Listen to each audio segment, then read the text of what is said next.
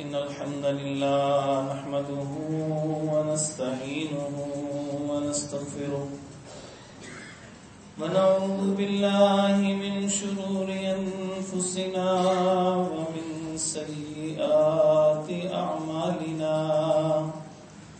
من يهده الله فلا مضل له ومن يضلله فلا هادي له وأشهد أن لا إله إلا الله وحده لا شريك له وأشهد أن محمدا عبده ورسوله أما بعد فإن خير الحديث كتاب الله وخير الهدي هدي محمد صلى الله عليه وسلم وشر الأمور محدثاتها وكل محدثة بدعة وكل بدعة ضلالة وكل ضلالة في النار فأعوذ بالله من الشيطان الرجيم بسم الله الرحمن الرحيم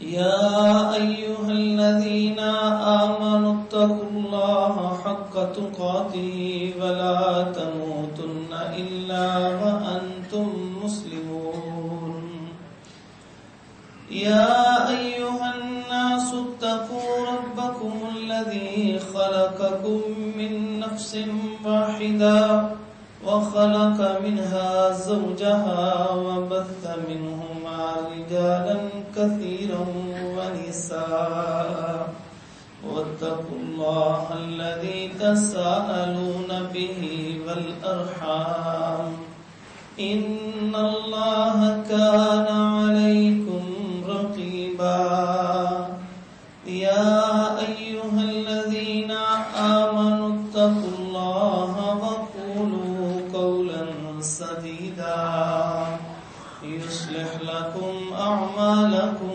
ويغفر لكم ذنوبكم ومن يطع الله ورسوله فقد فاز فوزا عظيما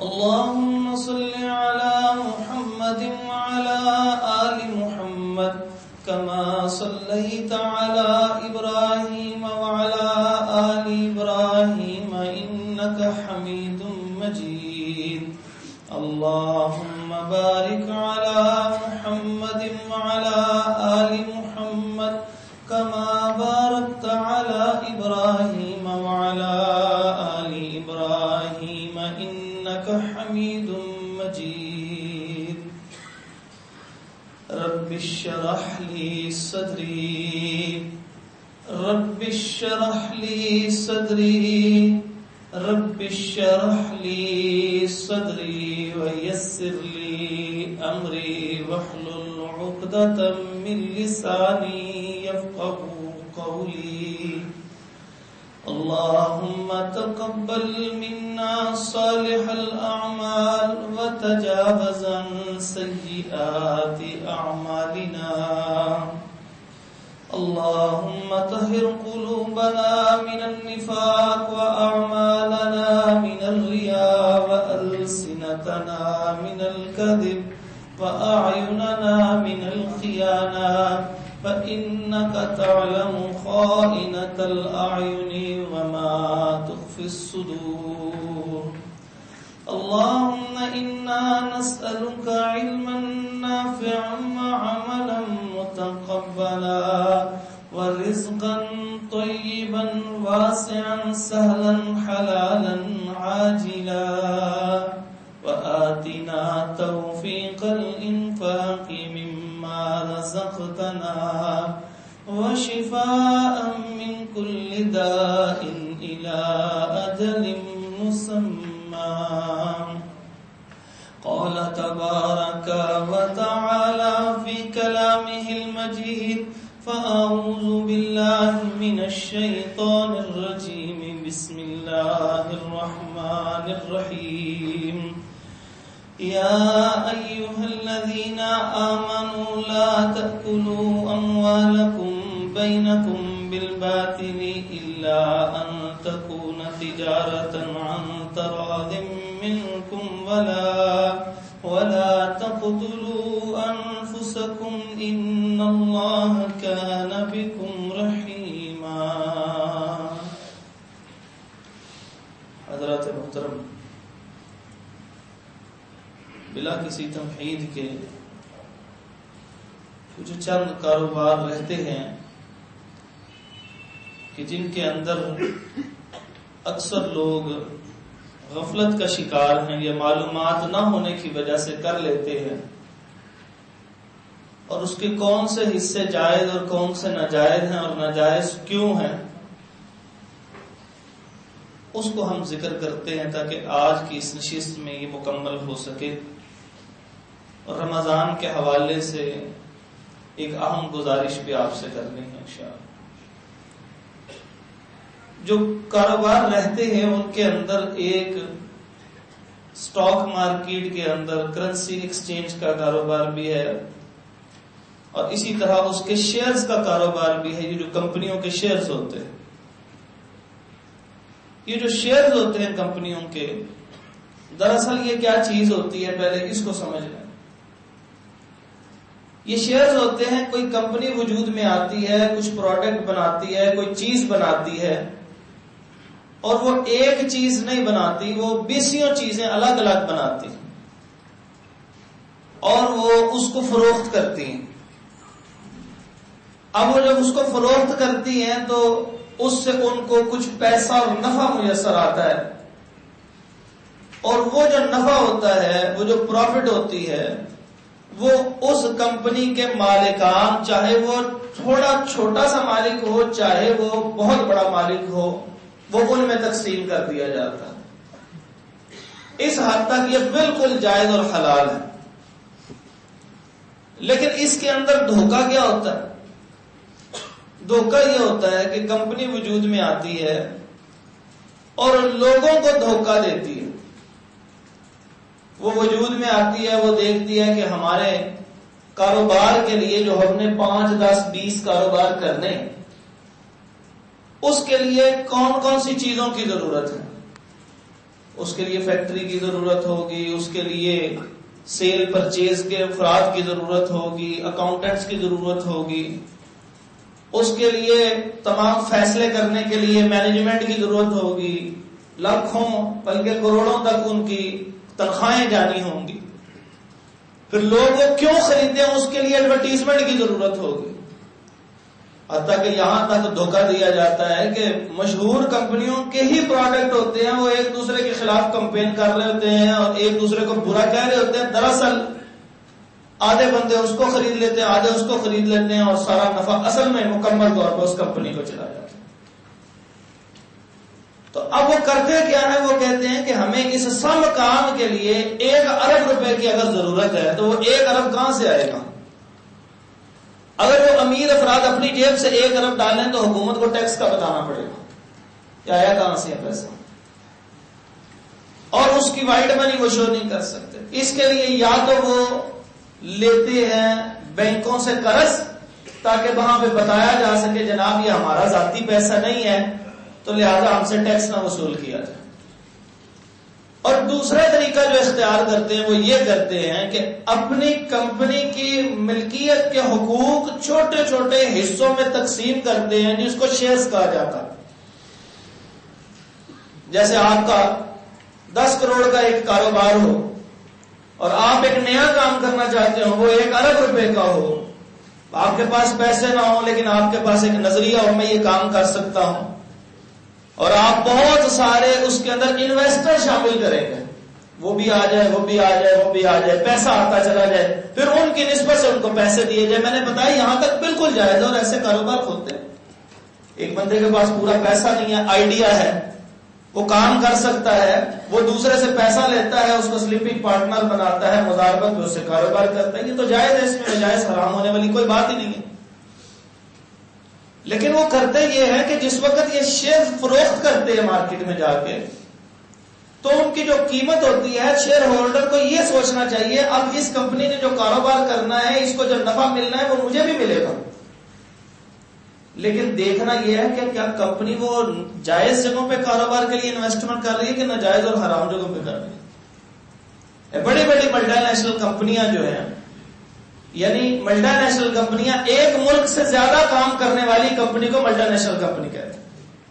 جیسے مختلف کمپنیاں، نام میں نے کسی کا بھی نہیں دینا، تو ایک ملک سے کوئی پروڈکٹ آپ کو پوری دنیا میں بہت سارے ممالک میں ملتی ہے، اور ان کے بیسیوں کاروبار ہیں. ان میں سے کچھ کاروبار ہمیشہ وہ ہوتے ہیں جو انویسٹمنٹ اصل میں کاروبار میں نہیں ہوتی، اصل میں وہ سود کے اوپر دیے ہوتے ہیں. انہوں نے پیسے، کوئی چیز بن رہی ہے اس کے اوپر انویسٹ کریں گے، اور وہ انویسٹمنٹ کے نام پہ اس پیسے سے جو پیسہ ایکسٹرا لیتے ہیں وہ سود ہوتا ہے، طے شدہ پیسہ 20%، 5%، 8%، 2%، 1.5%. یہ جو پہلے سے فیصد طے شدہ ہے یہ سود ہے. اب یہ بندہ جو اس کمپنی کے کاروبار میں شیئر ہولڈر ہے، شیئر کہتے ہیں حصے دار ہونا، وہ اس کے گناہ کا بھی اتنا ہی حصے دار ہے. تو اگر وہ کمپنی ناجائز اور حرام کام کے اندر انویسٹ کرتی ہے اور یہ اس کے شیئر خریدتا ہے یعنی حصے خریدتا ہے، تو صرف پیسوں میں حصہ نہیں آتا، گناہ کے اندر بھی اس کا اتنا ہی حصہ آتا ہے. دوسرا، وہ سود کے علاوہ بعض اوقات ان چیزوں پہ انویسٹ کرتے ہیں کہ جس کو اسلام نے سود کے علاوہ حرام کرا دیا. وہ فلم انڈسٹری کے اوپر، ڈراما کے اوپر، ان کے اوپر انویسٹمنٹ شروع کر دیں کہ یہ ایک کمپنی نے ایک فلم بنائی ہے اور اس سے کروڑوں روپیہ، اربوں ڈالر اس نے کما لیے ہوں. تو وہ جو کمائے ہیں، تو جو شیئر ہولڈر ہوگا اس کمپنی کا، اس کو جو پیسہ مل رہا ہوگا وہ اس کمائی سے مل رہا ہوگا جو حرام کی کمائی ہوگی، اور سود نہیں ہے لیکن ناجائز اور حرام ذریعے سے آنے والی کمائی میں یہ حصے دار کرتے ہیں.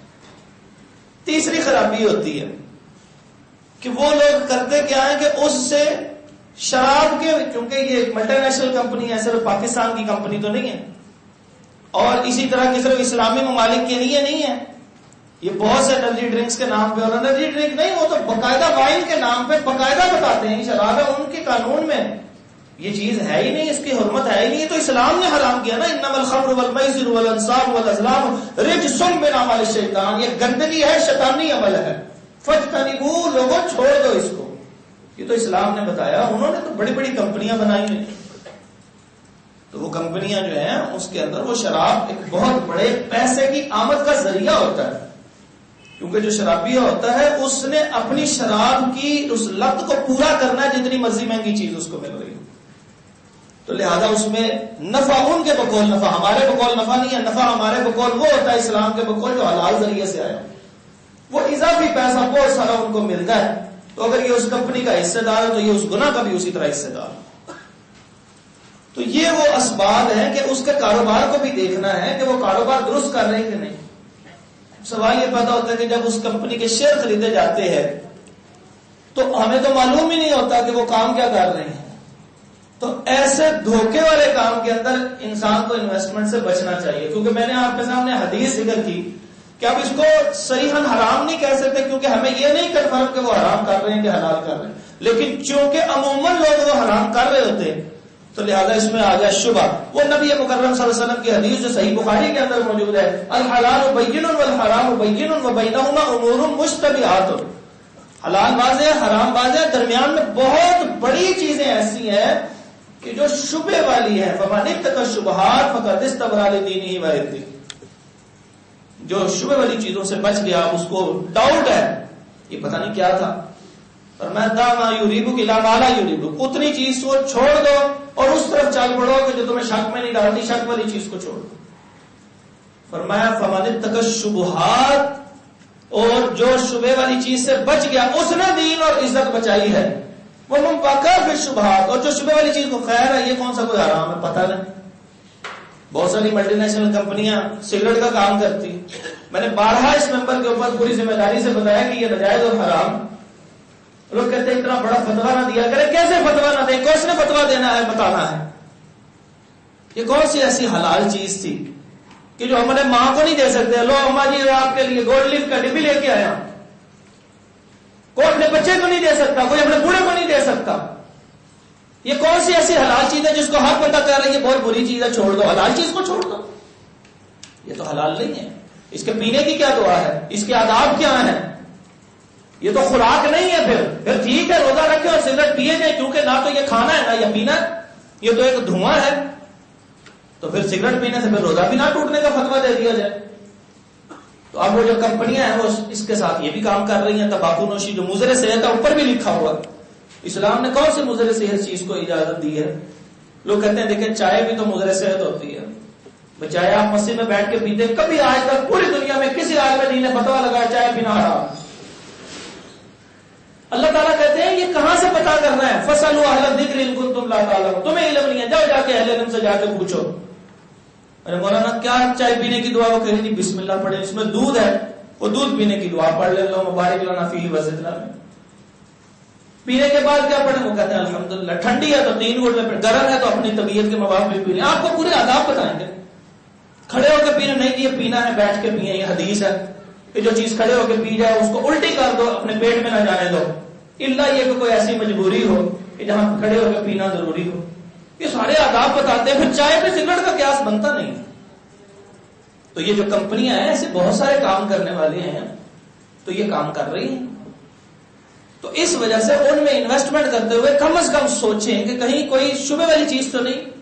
چلے ہم تھوڑا سا نیچا فتویٰ لے آتے ہیں کہ سگریٹ حرام نہیں, شبہ والی ہے.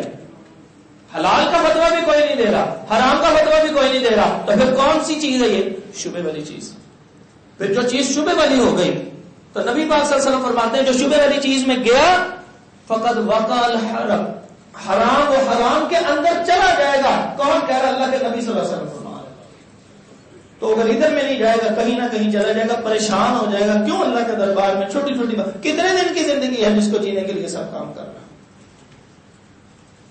صحابہ فرماتے تھے, ایک صحابی کہتے تھے کہ جو میرا آج کا دن ہے اگر وہ کل کے دن سے اچھا نہ ہوا تو میں تو ضائع ہو گیا, اور ہمارا ہر دن اگلے دن سے اور برا ہوتا چلا جائے گا. تو لہذا وہ شیئرز میں ضرور کام کرے, کمپنی میں حرج نہیں ہوگا, لیکن کمپنی کی شرائط جو میں نے آپ کے سامنے ذکر کی ہیں وہ کرے. اور اگر آپ کو کاروبار کا اندازہ نہیں ہے تو پھر وہ شبہ خاموش ہو جائے. آپ حرام کہہ نہیں سکتے, حلال کا پتہ کوئی نہیں, تو پھر وہ شبہ والی چیز ہے تو پھر اس کو چھوڑ دے. دا ما یوریبک, نبی پاک صلی اللہ علیہ وسلم فرمایا جو تجھے شک میں ڈالے اس کو چھوڑ دے. الا ما لا یوریبک, اور وہاں تک چلا جا, ادھر جا کہ جو تجھے شک کے بغیر پتا ہے کہ یہ چیز حلال ہے. رزق کا وعدہ اللہ نے کیا, محنت ہمارے ذمہ ہے. وَلَيْسَ لِلْإِنسَانِ إِلَّا مَا سَعَىٰ, جو تو کوشش کرے گا حضرت انسان تجھے دے دی جائے گی. وَأَنَّ سَعْيَهُ سَوْفَ يُرَىٰ, دنیا کی ساری کوششیں آخرت میں بھی تو دیکھ لے گا, دکھا دی جائیں گے تجھے. کوئی چیز نہیں, ایک ذرہ برابر بھی تیری ایفرٹ پیچھے ضائع نہیں ہوگی, وہ بھی تجھے دکھا دی جائے گی. یہ تیری نیکی, یہ تیری برائی, یہ تو کام کرتا رہا. تو میں نے اس لیے آپ کے سامنے یہ شیئرز کی کیفیت کو ذکر کر دیا. بہت سارے لوگ انوالو ہوتے. اس کے علاوہ اس کی اور بھی کچھ قباحتیں ہیں, وقت کی قلت کے باعث, کیونکہ آج ہم نے اس کو انشاءاللہ مکمل کرنا. ایک ہے انڈینٹنگ. یہ دھاگے کا کام کرنے والے افراد اکثر جانتے ہیں انڈینٹنگ کیا چیز ہوتی ہے. اپنی معلومات کو فروخت کرنا. مطلب آپ کو معلوم ہے ایک کمپنی کی ایک آفر آئی ہے, پروموشن آئی ہے, وہ آپ کو پتا ہوتی ہے, اور آپ نے اس کو کہتے ہیں دھاگے کی, عام طور پہ بروکری کہتے ہیں. تو جب میں نے بروکری کے اصول بتائے تھے, وہ سارے کے سارے اصول یہاں پہ لگیں گے. اگر تو وہ ان اصولوں کے مطابق ہوئی تو وہ درست ہے, اگر ناجائز ہوئی تو پھر کسی بھی قسم کی بروکری وہ ناجائز ہوگی. بروکری فی نفس ہی حلال ہے. امام بخاری رحمۃ اللہ تعالی نے باب قائم کیا سمسرا, اس کو سمسار کہتے ہیں, اور میں نے اس کے پورے دلائل ذکر کیے. بلکہ آپ کو یہ واحد چیز ہے جو آپ کو ایک صفحے کی صورت میں بھی دی, کیونکہ اس بازار میں اکثر لین دین ہوتا رہتا ہے. تو میں نے اس لیے دی تھی کہ اپنی دکانوں پہ لگائیں, اس کو یاد کریں, اور اگر ممکن ہو سکے تو اس کی فلیکس تیار کروائیں اور جگہ جگہ پہ لگائیں, تاکہ یہ لینے دینے والے بار بار دیکھیں گے, ان کو یاد ہو جائے گی بات, اسلام کی اصل اصولوں پہ آ جائیں گے انشاءاللہ. دھوکہ شوکہ ختم ہو جائے گا. دھوکے کی وجہ سے لڑائیاں, قتل و غارت ہے, خون ریزیاں, وہ ساری ختم ہو جائیں گی اس کی وجہ سے. اس کے بعد اگلا ہے جی فوریکس ٹریڈنگ. یہ فوریکس ٹریڈنگ کیا چیز ہوتی ہے؟ فوریکس ٹریڈنگ کہتے ہیں کہ ایک کرنسی سے دوسری کرنسی کو خریدنا. اس کی انسان کو ضرورت پڑتی ہے. جس وقت آپ باہر جاتے ہیں, حج کرتے ہیں, کتنا عظیم رکن ہے اسلام کا. فرمایا 5 بنیادیں ہیں اسلام کی. اس میں فرمایا ایک حدیث میں چوتھا اور ایک میں 5واں فرمایا الحج. تو جب وہاں جاتے ہیں تو آپ اپنی پاکستانی کرنسی نہیں دے سکتا, حتیٰ کہ آپ سونا بھی نہیں استعمال کر سکتے. کیا توڑیں گے؟ کھانا کھانے کے لیے سونے کی کوئی چیز توڑ کے تو نہیں دیں گے, وہ تو نہیں آپ کو پتا کتنے کی. پھر آپ کو کرنسی کی ضرورت پڑتی ہے جس کو پیپر کرنسی کہتے ہیں، کاغذی. اصل میں یہ کاغذ نہیں ہوتا، یہ کپڑے کی ایک قسم ہوتی ہے، اسی لیے آپ کی جیب میں پڑا خراب نہیں ہوتا. تو یہ جو کاغذی کرنسی جو کے نام سے مشہور ہے پیپر کرنسی، یہ آپ نے ایک ملک سے دوسرے ملک جانا ہے تو وہاں پر اس ملک کی قابل اعتبار کاغذی کرنسی آپ کو ضرورت پڑے گی، تو آپ نے اس کو خریدنا ہے. تو یہ فی نفس ہی جائز ہے، فوریکس ٹریڈنگ جائز ہے، یعنی ایک کرنسی کا دوسری کرنسی سے تبادلہ. لیکن اس کے اندر ایک دو شکیں ہیں وہ ناجائز اور حرام ہے، اگر اس کو نکال دیں تو یہ ویسے کاروبار درست ہے. اگر ایک کرنسی کے دوسری کرنسی کو خرید رہے ہیں تو قیمت کا کم زیادہ ہونا بالکل درست ہے. لیکن اگر ایک کرنسی کو اسی کرنسی سے خرید رہے ہیں تو میں نے پہلے حدیث ذکر کی صحیح مسلم کی جلد نمبر 1 مکتبہ قدیمیہ سے شائع شدہ صفحہ 129، نبی پاک صلی اللہ علیہ وسلم نے فرمایا الذهب بالذهب، سونے کے بدلے سونا، وہ حرام ہوگا، سود ہوگا، الا حاواہا، یدن بیدن، ہاتھ پہ اگلے ہاتھ، یعنی نقد اور نقدی خرید و فروخت ہو اور وہ اتنی ہی ہو، اس میں کم زیادہ نہ ہو، تو پھر یہ جائز ہوگی. تو یہ چونکہ پیپر کرنسی ساری کی ساری یہ ساری اصلاً سونا ہے، اگر ہم اس کو اصلاً سونا نہیں مانیں گے تو پھر اس کے اوپر زکوٰۃ بھی نہیں پڑے گی. تو لہذا کبھی کسی نے فتویٰ نہیں دیا کہ کرنسی کے اوپر زکوٰۃ نہیں ہے. کرنسی پہ زکوٰۃ کا مطلب یہ ہوتا ہے کہ یہ سونا ہے. اور سونے کا اصول نبی صلی اللہ علیہ وسلم نے کیا بتایا؟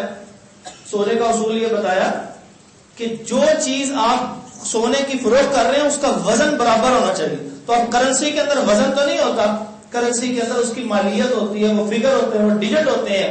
اگر آپ نے 10,000 کسی کو دیے ہیں پاکستانی کرنسی کے تو 10,000 ہی پرچیز کر سکتے ہیں. 10,100 یا 9,900 یہ حرام ہو جائے گا، سود ہو جائے گا. اب کیا وجہ ہے؟ میں نے آپ کو ذکر کیا تھا، وجہ کی کوئی سمجھ نہیں، وجہ صرف اتنی ہے میرے نبی نے فرمایا بس ٹھیک ہے، میں نے اس کو مان لیا. مسلمان کا تو کام ہی نہیں بحث کرنا، بس اللہ کے نبی صلی اللہ علیہ وسلم نے فرمایا تھا. تو اسی طرح یہاں پر ایک کرنسی کے بدلے کی بات تو میں نے تفصیل سے ذکر کر دی، لیکن ایک کرنسی سے دوسری کرنسی کو ایکسچینج کرنا یہ جائز ہے. ڈالر کی قیمت بڑھ رہی ہے، آپ خرید سکتے ہیں. پاؤنڈ کی قیمت بڑھ رہی ہے، یورو کی قیمت بڑھ رہی ہے، آپ خرید سکتے ہیں. آپ کے پاس ریال موجود ہے، وہ ریال دے کے پاکستانی روپے کی قیمت اگر کہیں بڑھ رہی ہے تو وہ خرید سکتے ہیں، اور جس وقت وہ بڑھ جائے تو اس کو فروخت کر سکتے ہیں.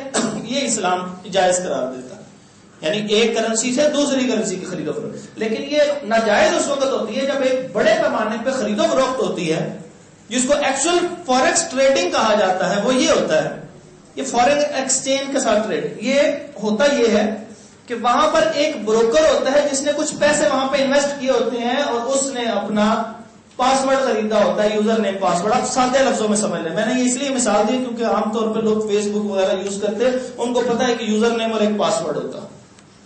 تو وہاں پہ اس کی اصل میں رجسٹریشن ہوتی ہے اور وہاں پہ اس کے کچھ پیسے ہوتے ہیں جس سے اس کا معلوم ہوتا ہے کہ یہ پارٹی جو ہے یہ ایگزسٹ کرتی ہے، موجود ہے دنیا کے اندر. خالی ایک ہی بندے نے 20 نام سے اکاؤنٹ نہیں بنائے ہوئے، اس کے پیسے وہاں پر پڑے ہوتے ہیں. اب وہ جو پیسے وہاں پر پڑے ہوتے ہیں وہ اس کے بدلے میں اپنی کرنسی کو خریدتا ہے اور یہاں پہ اس کو فروخت کرتا ہے. اگر یہ ہوتا تو جائز تھا، لیکن درمیان میں یہ بروکری ہاتھ لیتا. تو یہ جو بروکری لے رہا ہے تو بروکری ہوتی ہے یا تجارت ہوتی ہے، دونوں کام اکٹھے نہیں ہو سکتے. ہمارے تو عام طور پہ عام سودوں کے اندر بھی ایسی حرکتیں کرتے ہیں. اپنی دکان بیچی اور اپنے ہی بھائی کو کہہ دیا یہ میری دکان بیچنا اور بروکری کے پیسے بچا لینا. یہ نہیں ہے کہ اس کو بطور دلال آگے کیا ہے تو وہ تو اس کی خیر خواہی، اس کو 4 پیسے مل جائیں گے، یہ تو ثواب کا کام ہو گیا کہ رشتہ داری کے حقوق ادا کیے. لیکن کرتے کیا ہے، بھائی کو دوست کو کہتے ہیں یار آگے بڑھ کے نا بطور بروکر میری دکان، میری مال، میری کوئی چیز فروخت کر دو، اور جو اس کی بروکری بنے گی نا وہ دراصل تم نے بروکری کے نام پہ لے لینا ہے، وہ ہمیں 4 پیسے بچ جائیں. یہ ناجائز ہوتا ہے. 2 پارٹنر ہوتے ہیں، وہ بھی اسی طرح کے کام کر رہے ہوتے ہیں، اصل میں وہ پارٹنر ہوتے ہیں، اندر کھاتے پارٹنر ہیں، لوگوں کو یہ نہیں بتایا ہوا، وہ اپنا ہی مال دوسرا پارٹنر بتا کے بروکر کے طور پہ فروخت کرتا ہے اور بروکری ساتھ کھا رہا ہے. یہ ناجائز ہے. کیوں؟ کیونکہ بروکری اور تجارت اکٹھی ہو رہی ہے. ایک کام میں نے ذکر کیا تھا، بنیادی چیز بروکری میں یہ ہوتی ہے کہ بروکری اس وقت لی جاتی ہے کہ جس وقت بتایا ہو کہ میں نے آپ سے پیسے لینے ہیں اس کام کے، اور یہاں پر تجارت اور بروکری اکٹھی ہے، کیونکہ تجارت تو اس نے کی اپنے نام پہ، اس نے سارے کے سارے وہ ڈالر یا وہ ریال یا دیگر کرنسی خرید لی، پیسہ تو اپنا لگا کے خریدا، تو لہذا اس کا مطلب مالک یہ ہو گیا، اب مالک آگے بیچے جس مرضی قیمت پہ، لیکن وہ چیز آگے بھی بیچتا ہے، اس میں سے بھی پیسے کماتا ہے، اور اس کے ساتھ ساتھ بروکری بھی کما رہا ہوتا ہے. تو یہ یہاں پہ ہوگا تو یہ اس صورت میں وہ ناجائز ہے، ویسے فوریکس ٹریڈنگ درست ہوگی. اس کے بعد ہے کرپٹو کرنسی. کرپٹو کرنسی کیا ہے؟ مجھے معلوم ہے کہ یہ آج خصوصاً وہ چیزیں ہیں کہ جو تقریباً آپ کو ایسے محسوس ہوگا جیسے کوئی خشک سی بات ہے، لیکن جن جن افراد کا یہ مسئلہ ہے ان کو پتا ہے کہ یہ ہم کون سی چیز ناجائز اور جائز کر رہے ہیں. یہ ان کے لیے بڑی اہم چیز ہے. یہ اس وقت دنیا اس وقت کرپٹو کرنسی پہ شفٹ ہو رہی ہے. 2008-9 کے اندر ایک شخص نے یہ شروع کیا تھا کام. یہ ستوشی نامی آدمی تھا، اور اس کا اصل میں وجود تھا کہ نہیں تھا یہ معلوم نہیں، لیکن بتایا جاتا ہے کہ یہ ایک سافٹ ویئر انجینئر تھا جو پروگرام بناتے ہیں نا، جیسے آپ اس کے اوپر پلے اسٹور پہ جا کے کوئی بھی ایپلیکیشن ڈاؤن لوڈ کرتے ہیں، وہ پیچھے کوئی چیز بنی ہوتی ہے، تو ایسے اس کو سافٹ ویئر انجینئرنگ کہتے ہیں. تو یہ کام ڈیولپر جو ہوتے ہیں وہ سافٹ ویئر انجینئر کرتے. اس نے ایک فگر لکھ کے دیا، اس نے کہا یہ فگر ہے، اور جس نے خریدنا ہے اتنے عرصے تک $1 دے اور وہ 1 بٹ کوائن لے لے. تو وہ بٹ کوائن اس نے $1 میں فروخت کرنا شروع کر دیا. اس نے جو وہ فروخت کر دیے تو اس کے بعد اس نے اس کا الگوریتم لگایا اور اس کی قیمت جو ہے وہ بڑھنی شروع ہو گئی. اب وہ جس نے خریدا ہوا ہے وہ آگے مہنگے داموں فروخت کر رہا. اب وہ مہنگے داموں فروخت کر رہا ہے. اگر اس نے $1 کا خریدا تو اس وقت صرف 12 سال مکمل نہیں ہوئے، اس 12 سال تقریباً 12 سال ہوئے. تو اس 12 سال کے اندر ایک بٹ کوائن کی قیمت یہ پچھلے سال تک $40,000 تھی. اس لیے دنیا اس پہ شفٹ ہونا چاہ رہی ہے، لیکن یہ فی نفس ہی حرام ہے. کیوں؟ اس کی جتنی شکلیں ہیں سب کو کرپٹو کرنسی کہتے ہیں. یہ کیوں حرام ہے؟ یہ ابھی ایک نئی کرنسی ہے، پائی کے نام سے آئی ہوئی ہے، جس نے 1 مہینہ بعد جو ہے وہ اپنی پہلی لانچ کر دی ہے. ابھی اس وقت وہ فری مل رہی ہے اور لوگ دھڑا کر لیے چلے جا رہے ہیں، ان کو کوئی احساس نہیں حلال و حرام کیا. اس کا وجود نہیں ہے. جس چیز کا وجود نہ ہو، لا تبع ما عندک، جو تیرے پاس نہیں ہے اس کی تو بیع نہیں کر سکتا، تو تجارت نہیں کر رہا. ایک چیز میری ہے، میرے پاس ہے نہیں، میں اس کی کیسے تجارت کروں؟ میں نے یہ جب آپ کو فائلز کے کاروبار کے متعلق تفصیلات ذکر کی تھی تو میں نے ذکر کیا تھا کہ 100 کنال خریدا اور 1000 کنال فروخت کر دیا، وہ 900 کنال وجود میں نہیں ہے، وہ کیسے فروخت کر سکتا ہے؟ یہ اس لیے حرام تھا کہ ایک چیز وجود پذیر ہی نہیں ہے. وہ زمین آپ کیسے فروخت کر سکتے ہیں؟ وہ کرنسی کا وجود ہی نہیں ہے، اس کو بطور کرنسی کیسے فروخت کر سکتے ہیں؟ ہوا کا وجود ہے، اسلام یہاں پہ ہوا کا وجود تو ہے، روشنی کا وجود تو ہے، ہم اس کو ٹچ نہیں کر سکتے، لیکن اس کا وجود ہے. جب ہوا رکتی ہے پھر پتہ لگتا ہے، سانس رکتی ہے پھر آکسیجن ختم ہوتی ہے پھر پتہ لگتا ہے، پھر آکسیجن خریدتے ہیں، اصل میں تو وہ ہوا ہی خرید کے لے کے آ رہے ہیں نا، اس کا وجود ہے. لیکن اس چیز کا تو کوئی وجود ہی نہیں ہے، تو فروخت کیسے کرے گا؟ خریدیں گے کیسے؟ تو خرید و فروخت اس چیز کی ہوتی ہے جس کا وجود ہو، اور جس کا وجود نہ اس کی خرید و فروخت درست نہیں ہوتی. تو یہ جو پائی کے نام سے، یہ جو بٹ کوائن کے نام سے، پاک کوائن کے نام سے بھی آ گئے ہیں، اور بہت سے کرپٹو کرنسی آ گئی ہوئی ہے، اور یہ گھر بیٹھے بناتے ہیں اور اس کو آگے چلا دیتے ہیں. ایک کرنسی کا فراڈ بھی سامنے آ گیا. اس کرنسی کا نام تھا ون کوائن، اور وہ ملینز میں اس کا فراڈ ہوا ہے پوری دنیا میں سے. وہ ایک کمپیوٹر پہ آپ کا ڈیجٹ نظر آ رہا ہوتا ہے، جیسے جو لوگ گیمیں کھیلتے ہیں ان کے کوائنز بڑھ رہے ہوتے ہیں. بہت سارے نوجوان تو خصوصاً گیموں کے اندر سارا دن نہ کوئی کام نہ کوئی کاج، گیم اور گیم، اور اس گیم کے اندر ان کو کچھ کوائنز ملتے ہیں. تو وہ جو کوائنز ہوتے ہیں وہ سمجھتے ہیں میرے اتنے نمبر آ گئے، اتنے کوائنز آ گئے. آگے پیچھے سے جس نے بنایا ہے وہ اس کو گیم کو ختم کر دے پیچھے سے، تو سارے کے سارے ختم ہو جائیں گے. بالکل ایسے ہی ون کوائن کے نام سے ایک کرنسی بٹ کوائن کے مقابلے میں لانچ ہوئی تھی 2013-14 کے اندر، اور وہ 2015-16 تک ختم ہو گئی. لوگوں نے اربوں روپے میں اربوں روپے اس میں انویسٹ کر دیا. کس چیز میں؟ جس کا وجود ہی نہیں تھا. پیچھے سے وہ سافٹ ویئر ختم کیا، پتہ ہی نہیں کون ہے.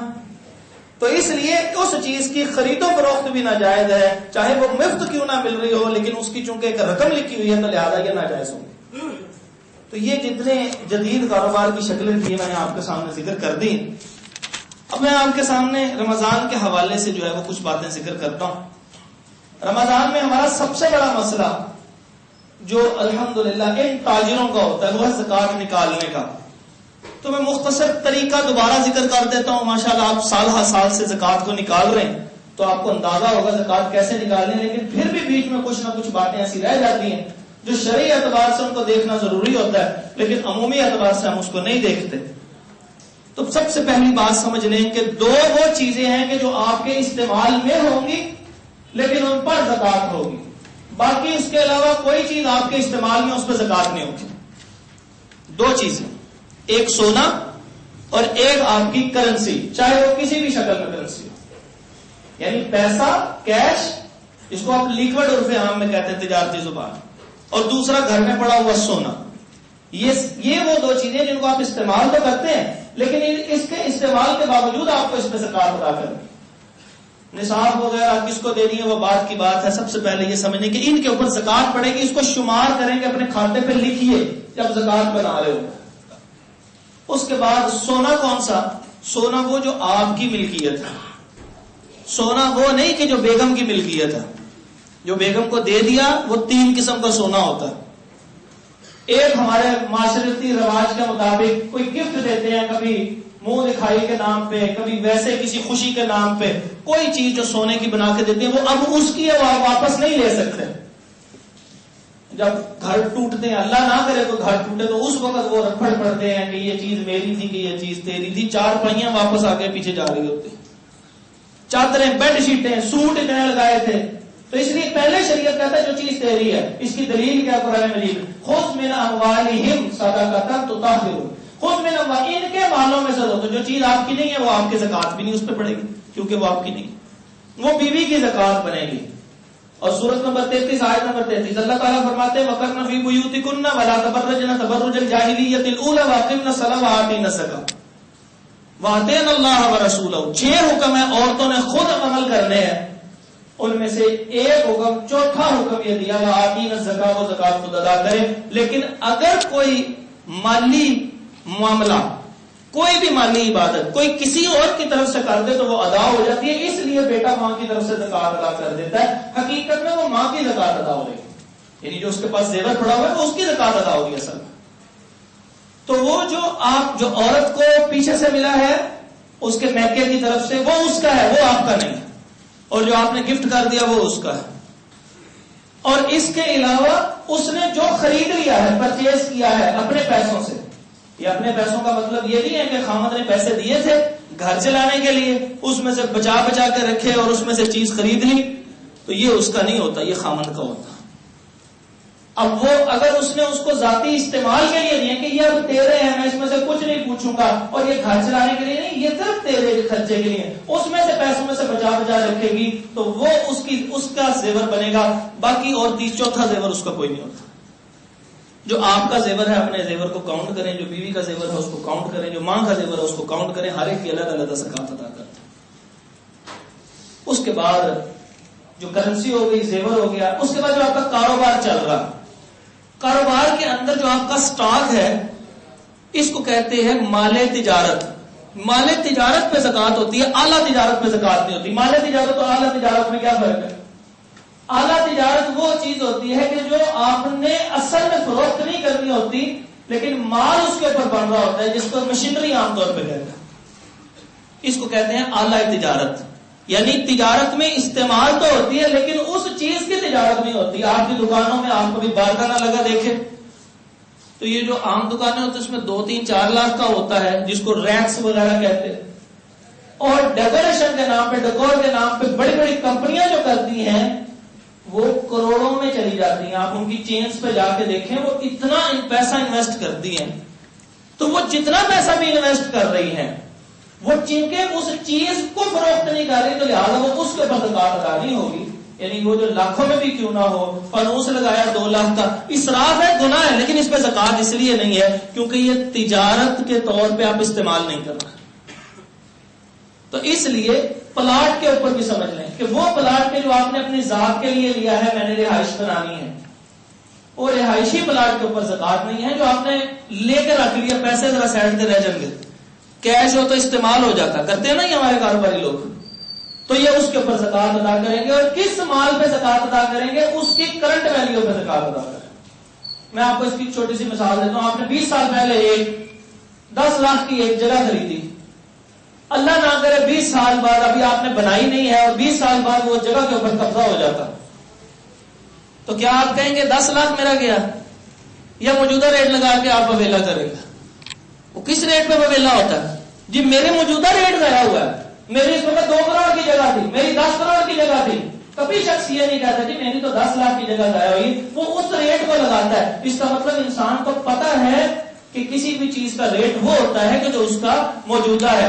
آپ نے ایک مال خریدا تھا، بڑا ہی قیمتی تھا، وہ 5000 کا سوٹ تھا اور آپ نے 2000 سوٹ خرید لیے تھے.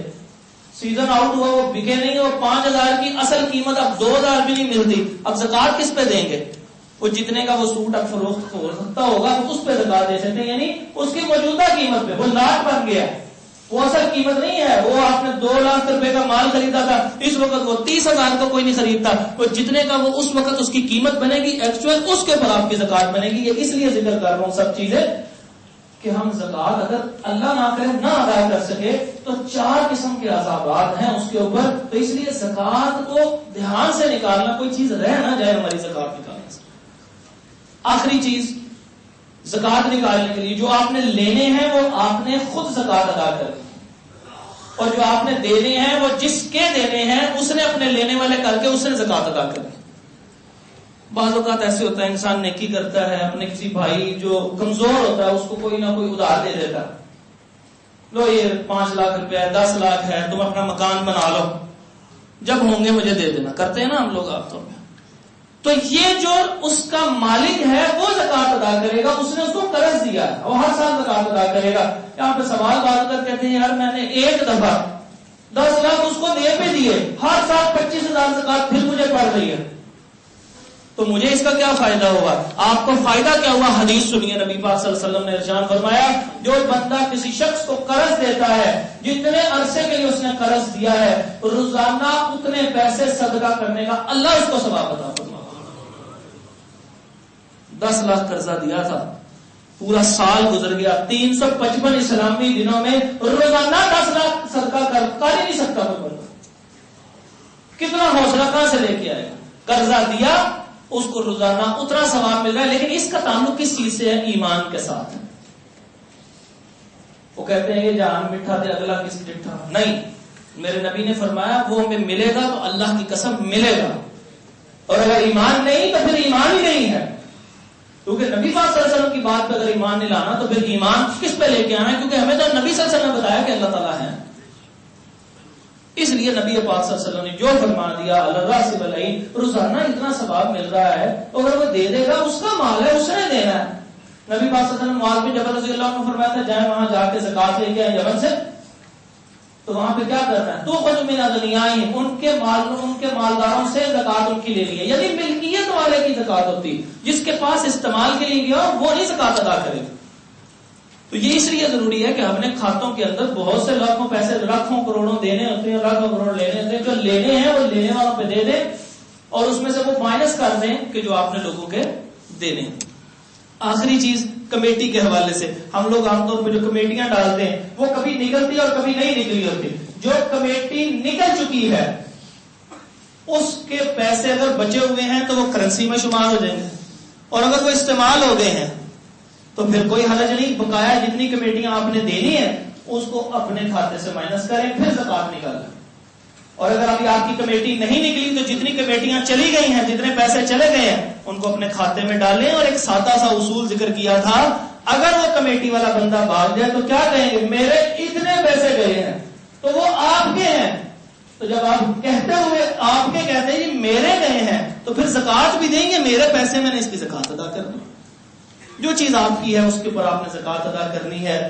اللہ تبارک و تعالیٰ سے دعا ہے کہ اللہ تبارک و تعالیٰ دین اسلام پہ کما حقہ چلنے کی توفیق عطا فرمائے. یہ جتنے افراد یہاں بیٹھے ہیں پوری توجہ سے یہ باتیں سن رہے ہیں، عمل کی نیت سے، یا اللہ ان کے لیے آسانیاں فرما دے. اقول قولی ھذا استغفر اللہ لی ولکم.